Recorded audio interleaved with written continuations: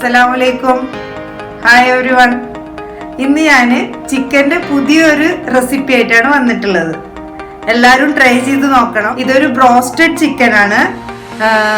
പലരും പല ടൈപ്പ് ഇത് ചെയ്യുമെങ്കിലും എനിക്ക് സ്യൂട്ടായിട്ട് തോന്നിയത് ഈ ഒരു റെസിപ്പിയാണ്. കുറച്ച് വേരിയേഷൻസ് ഒക്കെ വരുത്തിയിട്ടുണ്ട്. അതുപോലെ തന്നെ കുറച്ച് പൗഡറുകൾ നിങ്ങൾക്ക് ലഭിക്കാത്തത് ഞാൻ എൻ്റേതായിട്ടുള്ള രീതിയിൽ ഹോം മെയ്ഡ് ആയിട്ട് ഉണ്ടാക്കിയിട്ട് അതും പറഞ്ഞു തരുന്നുണ്ട്. എന്തായാലും എല്ലാവരും ട്രൈ ചെയ്യ്, എല്ലാവരുടെയും ഫീഡ്ബാക്ക് അറിയിക്ക്. ചിക്കൻ സ്കിന്നോട് കൂടിയതാണിത്. സ്കിൻ ഉണ്ടാകുമ്പോഴാണ് ബ്രോസ്റ്റഡ് ആയിട്ടുള്ള ചിക്കനൊക്കെ ടേസ്റ്റ്. അപ്പോൾ സ്കിന്നോട് കൂടിയ ചിക്കന് ഒരു 1 kg ഉണ്ട്. ഇതൊരു 8 പീസായിട്ടാണ് ഞാൻ കട്ട് ചെയ്തിട്ടുള്ളത്. പിന്നെ വേണ്ടത് ലെമൺ ജ്യൂസ്, ഒരു 2 ലെമണിൻ്റെ ജ്യൂസാണത്. പിന്നെ വേണ്ടത് 1 ടേബിൾ സ്പൂണ് പെപ്പർ പൗഡർ, പിന്നെ സോൾട്ട്. ഇത് മൂന്നുമാണ് ഫസ്റ്റത്തെ സ്റ്റെപ്പിന് ആവശ്യം. അത് കഴിഞ്ഞിട്ട് നമുക്ക് ബ്രോസ്റ്റിന്റെ പൊടി ഉണ്ടാക്കാൻ വേണ്ടിയിട്ട് 1 കപ്പ് ഓൾ പർപ്പസ് ഫ്ലോർ മൈദ, പിന്നെ ഒരു 1/2 കപ്പ് കോൺഫ്ലോർ, പിന്നെ 1 ടേബിൾ സ്പൂണ് അരിപ്പൊടി റൈസ് ഫ്ലോർ. പിന്നെ അതിൻ്റെ കൂടെ വേണ്ടത് ഇത് ഗാർലിക് പൗഡറാണ്, വെളുത്തുള്ളിയുടെ പൊടി. ഇത് നിങ്ങൾ വിചാരിക്കും ഇനിയിപ്പോൾ അതെങ്ങനെയാണ് എവിടുന്നാ കിട്ടുക? അപ്പോൾ ഇത് ഈസിലി അവൈലബിൾ ആണ്, പക്ഷെ നല്ല പൈസ കൂടുതലുണ്ട്. പിന്നെ നമുക്കിത് ഈസിലി ആയിട്ട് തന്നെ നമുക്ക് വീട്ടിലുണ്ടാക്കാം. അത് ഞാൻ വീട്ടിൽ പൊടിച്ചെടുത്തതാണ്. എങ്ങനെയാന്ന് വെച്ചാൽ ഗാർലിക്ക് നന്നായിട്ട് ഗ്രൈൻഡ് ചെയ്തിട്ട് ഒന്ന് ഉണക്കിയെടുക്കുക. 2 days ഉണക്കിയെടുത്തിട്ട് അത് വീണ്ടും നന്നായിട്ട് പൊടിച്ചെടുക്കുക. അപ്പോൾ നമുക്ക് നല്ല നൈസായിട്ടുള്ള ഗാർലിക്കിന്റെ പൗഡർ കിട്ടും. അതുപോലെ തന്നെ ഓണിയൻ പൗഡർ, ഇതും ഞാനിവിടെ ഉണ്ടാക്കിയതാണ്. ഇതുപോലെ തന്നെ ഓണിയൻ സെയിം വെയിലത്ത് വെച്ചിട്ട് 2 ദിവസം ഉണക്കിയെടുത്തിട്ട് ഒന്ന് ഗ്രൈൻഡ് ചെയ്തെടുത്താണിത്. പിന്നെ ഇത് ക്യാപ്സിക്കത്തിന്റെ പൗഡറാണ്, അത് പാപ്രിക്ക എന്ന് പറയും. ക്യാപ്സിക്കം ഉണക്കി പൊടിച്ചെടുത്തതാണിത്. പിന്നെ വേണ്ടത് 1 ടീസ്പൂണ് ഫെനൽ സീഡ്സ്, വലിയ ജീരകം, പിന്നെ പെപ്പർ, അതുപോലെ തന്നെ ഏലക്കായ ഒരു 3-4 പീസ്. പിന്നെ വേണ്ടത് ഒരു 1/2 ടേബിൾ സ്പൂണ് ബേക്കിംഗ് പൗഡർ. ഇതെല്ലാം കൂടെ മിക്സ് ആക്കിയിട്ടാണ് നമ്മൾ പൗഡർ ഉണ്ടാക്കുന്നത്, ബ്രോസ്റ്റിന്റെ പൗഡർ. അപ്പോൾ എല്ലാം ക്ലിയർ അല്ലേ? പിന്നെ ഇനി ഇത് ലാസ്റ്റ് സ്റ്റെപ്പിക്കുള്ളതാണ്. 2 എഗ് യോക്ക് വെള്ളം മാത്രം എടുത്തിട്ട് കുറച്ച് മിൽക്കിൽ മിക്സ് ചെയ്തതാണിത്. എന്നിട്ട് ഇതിൽ ഡിപ്പ് ചെയ്തിട്ടാണ് നമ്മൾ ഈ പൗഡറിൽ മുക്കിയിട്ട് ഫ്രൈ ചെയ്തെടുക്കാം. എന്തായാലും നമുക്ക് ഫസ്റ്റത്തെ സ്റ്റെപ്പിലേക്ക് പോവാം. മാരിനേഷൻ ചെയ്യണതിന്റെ മുന്നേ ഒരു കാര്യം പറയാനുള്ളത്, ഞാൻ ചിക്കൻ കട്ട് ചെയ്തതിന് ശേഷം നമ്മൾ ബട്ടർ മിൽക്ക് എന്ന് കേട്ടാൽ ഞെട്ടേണ്ട ആവശ്യമില്ല. മോര്, തീരെ പുളിയില്ലാത്ത മോര് വേണം നാട്ടിലാണെങ്കിൽ. ഇവിടെ ആണെങ്കിൽ നമ്മുടെ കട്ടത്തൈര് കിട്ടൂലേ, അതിന് 1 ടേബിൾ സ്പൂണ് തൈര് എടുത്തിട്ട് ബാക്കി കുറച്ചധികം വെള്ളം മിക്സ് ചെയ്യുക. എന്നിട്ട് നന്നായിട്ടൊന്ന് ബീറ്റ് ചെയ്യുക. അപ്പോൾ അത് മോര് ബട്ടർ മിൽക്കായി. എന്നിട്ട് അതിൽ കുറച്ച് സോൾട്ട് ഇടുക, മിക്സ് ചെയ്യുക. അതിൽ കുറച്ച് നേരം ഇത് സോക്ക് ചെയ്ത് വെക്കണം. ഒരു 45 മിനിറ്റ്സ് സോക്ക് ചെയ്ത് വെക്കുക ചിക്കൻ. എന്തിനാന്ന് വെച്ചാൽ ഫ്രൈ ചെയ്ത് കഴിഞ്ഞാൽ അതിൻ്റെ ഉള്ളൊക്കെ ഒരു സോഫ്റ്റ്നെസ് നമുക്ക് ഫീൽ ചെയ്യും. അപ്പോൾ അതിന് വേണ്ടിയിട്ടാണ് അങ്ങനെ ചെയ്യുന്നത്. എന്തായാലും അത് ചെയ്തതിന് ശേഷമാണ് നമ്മൾ മാരിനേഷനിലേക്ക് കിടക്കുന്നത്. എന്തായാലും ഇനി മാരിനേഷൻ ചെയ്യാം. ഓക്കെ, മാരിനേഷൻ ചെയ്യാൻ വേണ്ടിയിട്ട് ഫസ്റ്റ് നമ്മൾ ലെമൺ ജ്യൂസ്, 2 ലെമണിൻ്റെ ജ്യൂസാണ്, ഒന്ന് സ്പ്രെഡ് ചെയ്ത് ഒഴിക്കുക. 1 table spoon pepper powder,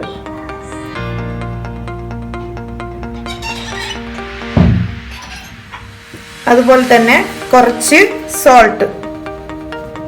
already നമ്മൾ സോൾട്ട് ഇട്ടിട്ട് സോക്ക് ചെയ്തിട്ടുണ്ട്. അപ്പം ആവശ്യത്തിന് ഇട്ടാൽ മതി, കൂടി പോണ്ട. എന്നിട്ട് നന്നായിട്ട് കൈയോട്ട് തന്നെ മിക്സ് ആക്കുക. പലരും പല ടൈപ്പിലാണ് ചെയ്യുക. ചിലവർ ഇതിൽ സോയാ സോസ് ഒഴിക്കും, അങ്ങനെ പല സ്റ്റെപ്പായിട്ട് ചെയ്യാം. ഞാൻ ഇങ്ങനെയാണ് എനിക്ക് കുറച്ച് സ്വീറ്റായിട്ട് തോന്നിയത്. നന്നായിട്ട് മസാല പിടിക്കുന്ന വിധം മിക്സ് ചെയ്യാം.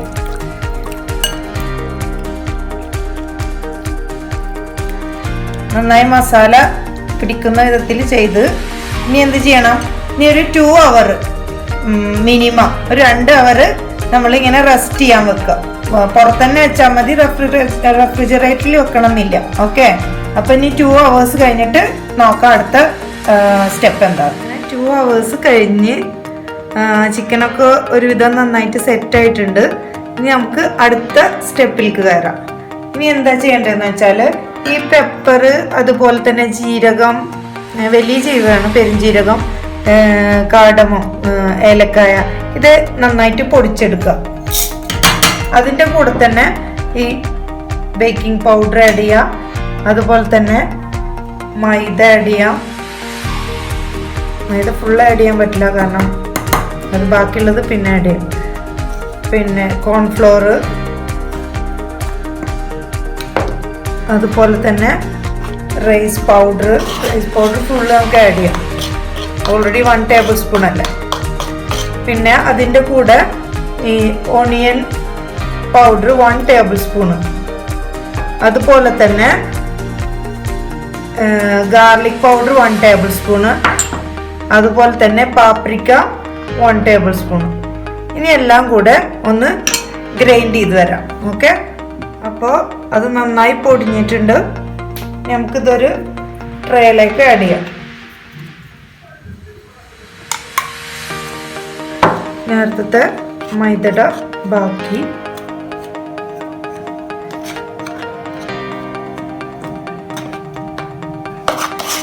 തുറക്കുമ്പോൾ തന്നെ നല്ല ഒരു സ്മെല്ലുണ്ട്, കാരണം നമ്മൾ ജീരകവും അതുപോലെ തന്നെ പെപ്പറൊക്കെ ഇട്ടിട്ടല്ലായിരുന്നു ചെയ്തത്.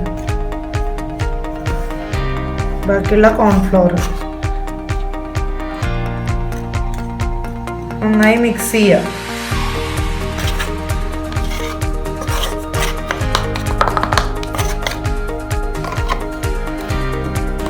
നന്നായി മിക്സ് ആവണം, കാരണം ബേക്കിംഗ് പൗഡറും എല്ലാം കൂടെ ഒന്ന് മിങ്കിളാവണം.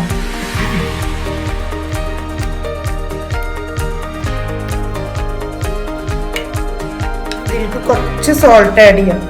ഓൾറെഡി ചിക്കന് മാരിനേറ്റ് ചെയ്ത് വെക്കുമ്പോൾ അതിലിട്ടിട്ടുണ്ട്, അപ്പോൾ അത് നോക്കിയിട്ട് മതി. കുറച്ച് മതി, വളരെ കുറച്ച്.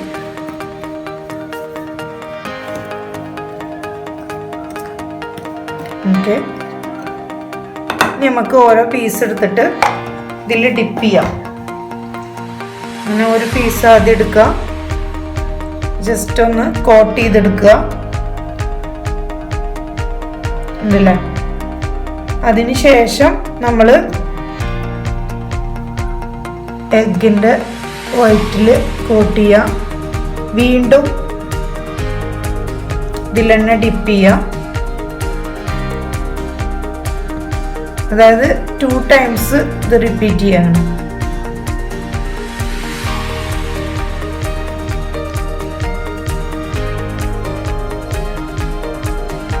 അങ്ങനെ ഓരോ ചിക്കനും നമുക്ക് ഇങ്ങനെ ചെയ്യാം. അപ്പോൾ നമ്മൾ 3ാമത്തെ സ്റ്റെപ്പിലേക്ക് കടന്ന്, 3ാമത്തെ സ്റ്റെപ്പ് ഫ്രൈയിങ് ആണ്. അത് നമ്മൾ ചെയ്യാൻ പോണത് പ്രഷർ കുക്കറിലാണ്. എന്നാലുള്ളൂ ആ ചിക്കന് വേണ്ട ഹീറ്റ് അതിന് കിട്ടണമെങ്കിൽ പ്രഷർ കുക്കറിൽ തന്നെ ചെയ്യണം. സാധാ പാനിൽ അങ്ങനെ ചെയ്യുമ്പോൾ ആ ഒരു ക്രിസ്പി ഉണ്ടാവില്ല. അതുപോലെ തന്നെ ചിലപ്പോൾ ക്രിസ്പിനെസ് ഉണ്ടായ ഉള്ളു വെന്തുണ്ടാവില്ല. അങ്ങനെ പല പ്രശ്നങ്ങളും ഉണ്ട്. എന്തായാലും കുക്കറിൽ ചിക്കൻ മുങ്ങണ വിധത്തിൽ ഓയിൽ വേണം, അത്യാവശ്യം കുറച്ചധികം.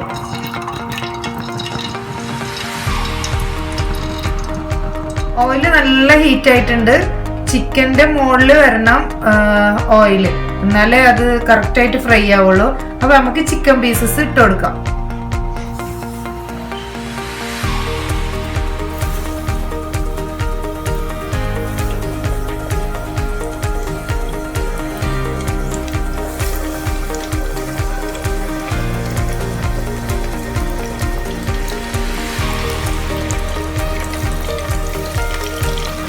ആദ്യം കൺജസ്റ്റഡ് ആയിട്ട് ഇടാണ്ട് ഒരു 5 പീസ് ആദ്യം പിന്നെ ചെയ്യാം. പിന്നെ മെയിനായിട്ട് എന്താ ശ്രദ്ധിക്കേണ്ടതെന്ന് വെച്ചാൽ സ്റ്റൗവ് ഒന്ന് മീഡിയം ഹീറ്റിൽ വെച്ചിട്ട് കുക്കറിൻ്റെ വിസിൽ അഴിച്ചു വെക്കാൻ മറക്കണ്ട. കുക്കറിൻ്റെ വിസിൽ അഴിച്ചിട്ട് വേണം നമ്മൾ ക്ലോസ് ചെയ്തിട്ടിടാണ്. അതൊരു 10 മിനിറ്റ്സ് അങ്ങനെ കിടന്നിട്ട് വേവണം. ഒരു 10 മിനിറ്റ്സ് മീഡിയം ഫ്ലെയിം. ഒരു 10 മിനിറ്റ് ആയിട്ടുണ്ട്. നമുക്ക് നോക്കാം എങ്ങനെയുണ്ട് ചിക്കൻ. എന്നിട്ടൊന്ന് മറിച്ചിടണം. ഒരു സൈഡ് ആയിട്ടുണ്ട്. നമുക്കൊന്ന് തിരിച്ചിട്ട് കൊടുക്കാം. ഉണ്ടോ?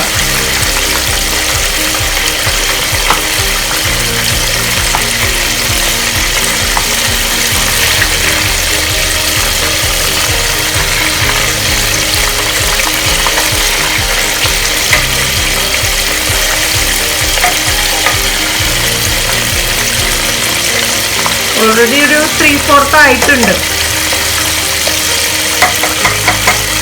ഇനി വീണ്ടും അടച്ചിട്ടിട്ടൊരു 10 മിനിറ്റ്സ് വേണ്ട, ഒരു 5 മിനിറ്റ്സ് നോക്കാം. ഓക്കെ, 5 മിനിറ്റ്സ് ആയിട്ടുണ്ട്. നമുക്കൊന്ന് നോക്കാം. അപ്പൊ കറക്റ്റ് ആയിട്ടുണ്ട്.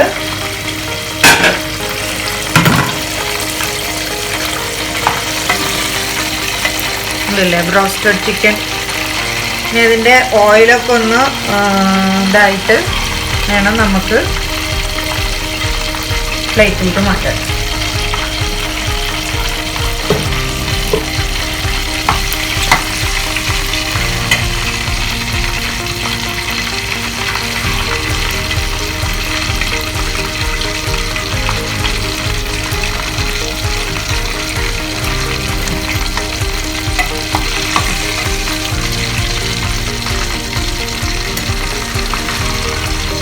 നല്ല ക്രഞ്ചിനെസ് ഉണ്ട്, കാണുമ്പോൾ തന്നെ നമുക്കറിയാം.